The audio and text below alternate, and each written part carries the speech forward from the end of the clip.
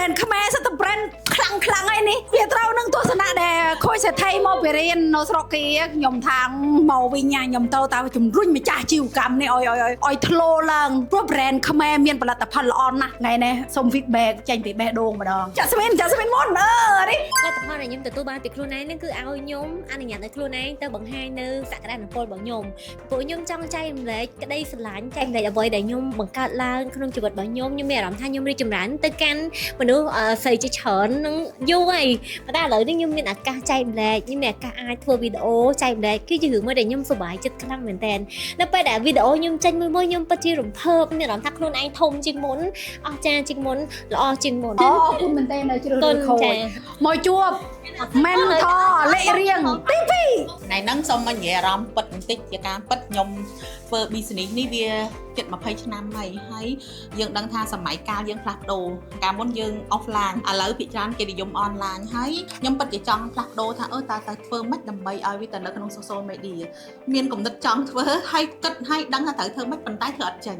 ជាការពិតទៅជាសំណាងល្អដែរដែលមានមិត្តភ័ក្តិខ្ញុំក៏ដូចជាខូចដែរដែលគាត់ចូលមកចំពេលវេលាដែលខ្ញុំត្រូវការហ្មងជាការពិតបើសិនជាគ្មានការជួយបង្វឹករបស់គាត់ទេខ្ញុំប្រកាសជាអាចចេញវីដេអូបានហ្មងហើយប្រកាសជាមិនអាចយកអ្វីដែលកប់នៅក្នុងខ្លួនខ្ញុំហ្នឹងចែករំលែកចេញទៅក្រៅឲ្យបងប្អូនយើងជាច្រើនទទួលបាននៅអ្វីដែលខ្ញុំមានតាមពិតយើងរកអ្នកដែលគាត់តែចេះថតហើយមកកាត់តឲ្យយើងផ្សាយហ្នឹងវាជាភាពងាយស្រួលទេអត់ផ្លែក៏ប៉ុន្តែរកទីប្រឹក្សាដែលជួយបង្វឹកយើងហើយនឹងដឹកនាំបង្ហាញផ្លូវយើងរបៀបរបបក្នុងការធ្វើរបៀបម៉េចហើយនឹងផែនការមួយចំនួនគឺយើងពិបាករកខ្លាំងណាស់និយាយជាការពិតទៅហើយ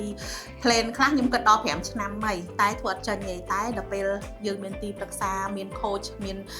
ការបង្ហាញផ្លូវប្រៀបដូចជាមានដៃគូមួយពិភាក្សាដែលអាចធ្វើឲ្យយើងទៅមុខលឿនបំផុតហ្មងនេះលេខរៀងទី3សេដ្ឋីវ័យក្មេងអត់បានមួយខែតែអ្វីដែលខ្ញុំមើលឃើញសម្រាប់ខ្លួនឯងណាខូចគឺសម្រាប់ខ្ញុំមើលឃើញថាខូចជាខូចដែលត្រឹមត្រូវសម្រាប់ខ្ញុំក្នុងការចាប់ផ្ដើមឥឡូវនេះអូយអរគុណចាពីព្រោះនេះជាអ្វីមួយដែលខ្ញុំចង់បានដែលខ្ញុំចង់ធ្វើយូរហើយតែខ្ញុំមិនដែលបានធ្វើហើយអាចនិយាយបានថាជាមួយខូចគឺគាត់ចាប់ដៃនាំធ្វើសកម្មភាពហ្មងគាត់មិនមែនគាត់ណាអូខេ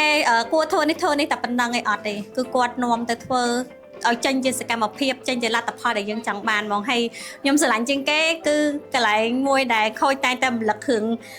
គោដៅហ្នឹងហើយឲ្យចំគោដៅហ្នឹងហើយខ្ញុំអញ្ចឹងស្រឡាញ់ពាក្យនេះខ្ញុំស្រឡាញ់ពាក្យហ្នឹងចាអតិថិជនគោដៅសកម្មភាពពាក្យសម្ដីរបស់យើងនេះតើធ្វើមិនឲ្យទៅដល់គោដៅរបស់យើងកន្លែងហ្នឹងចាពីព្រោះកន្លងមកយើងចង់បាន A តែយើងនិយាយ Bបើនិយាយរឿងស័ក្តិសមគឺលើសពីស័ក្តិសមព្រោះបើតាមធម្មតាខ្ញុំធ្លាប់ទៅរៀនខាងក្រៅអស់ច្រើនដែរគ្រូចាហ្នឹងហើយសម្រាប់បើនិយាយរឿងស័ក្តិសមគឺលើសពីស័ក្តិសមទៀតពីព្រោះមានទាំងទឹកដៃធ្វើមានទាំងគេហៅថាចេះតាមធម្មតាយើងទៅរៀនយើងបានទ្រឹស្ដីមកយើងគិតថាល្អចាប៉ុន្តែធ្វើមិនធ្វើអត់ដឹងទេតែមួយខូចអត់ទេគឺដឹងអានាំដឹងឲ្យចេញសកម្មភាពហ្មងការបង្ហាត់បង្ហាញក៏ដូចជាការ mentor coaching របស់ខូចនេះគឺមានតម្លៃហើយស័ក្តិសមខ្ញុំគិតថាមិនត្រឹមស័ក្តិសមទេខ្ញុំគិតថាតម្លៃគឺល្អមែនតើពីព្រោះបើសិនជាការដែលនាំឲ្យយើងទទួលបានលទ្ធផលពិតប្រាកដអត់ថ្លៃទេមែនទេតែខ្លាចតែយើងអត់បានលទ្ធផលទេតែសំខាន់តែយើងចេញសកម្មភាពហើយរឿងអីអត់បានមែនទេចឹងក៏ជឿថា brand សម្បុក IT គឺជា brand មួយលើខាង electronic เนาะ page សម្បុក IT ហើយនឹង personal របស់យើងតាម personal នៅអ្នកទាំងអស់គ្នាតាមអត់ខុសទេនេះសុទ្ធតែ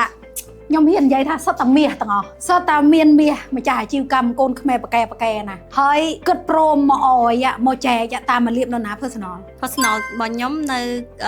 Dare to Start Jen Dare to Start ណាចាំដាក់ page អយគ្រប់គ្នាជឿថា brand មួយនេះនឹងរីកចម្រើននាំមុខในប្រទេសកម្ពុជារឿង electronic រឿងបច្ចេកវិទ្យាអរគុណទាំងអស់គ្នា